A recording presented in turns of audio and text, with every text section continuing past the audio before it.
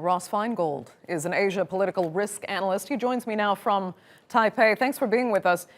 Tell us, Ross, what is the larger U.S. strategy here? Obviously, part of it is to isolate China, but why? What does America ultimately want? Well, the Trump administration likes to use a phrase called whole of government, which is to say that various agencies within the federal government, which look at very different issues, whether it's defense or trade, intellectual property protection, they're all going to be involved in pushing back on activities that the United States has decided China is stepping over the line. So in this case, there appears to be an accusation about intellectual property theft involving personnel at this consulate. But more broadly, Chinese nationals, Chinese government agencies have been accused of intellectual property theft from private industry in the United States, hacking into U.S. government agencies. So this is just one among the many issues that are part of the tensions in the ongoing relationship.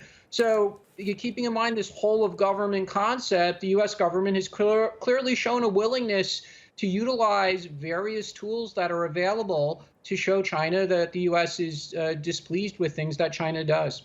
Right, but what does the U.S. ultimately want? Because it was just a few months ago, let's be honest, Ross, when President Trump congratulated President Xi on how he managed the coronavirus pandemic. Now he will only say that it's China's fault and calls it the China virus, very specifically so.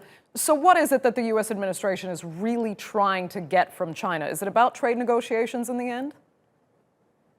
It's a great question, and it's certainly something that the critics, including on the Democrat side, the Biden campaign, are going to ask. They're going to say, why are you doing all these things? What are you trying to achieve? But even at its most basic level, again, if we keep in mind that there are a large number of accumulated issues across the span of the relationship, and if the U.S. government is taking an action to say, we're displeased with some things that China's doing, it's not necessarily always about some long-term goal. Very often it's simply about saying in the here and now that the U.S. is displeased with something China is also doing currently or did recently.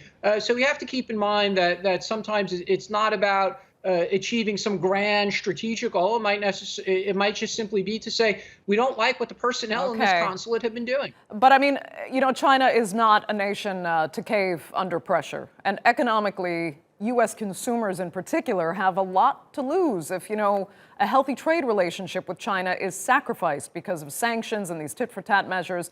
So could this all backfire?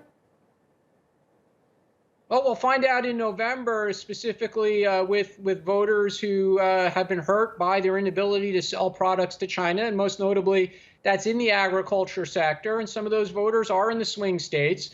So we'll see how Joe Biden plays this. If he says, well, elect me and I'm going to make a better deal with China and I'll be able to sell your agricultural products.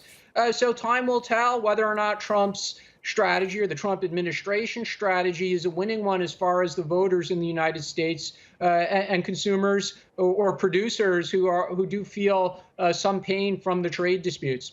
Okay, Ross Feingold joining us there from Taipei. Thanks as always for that.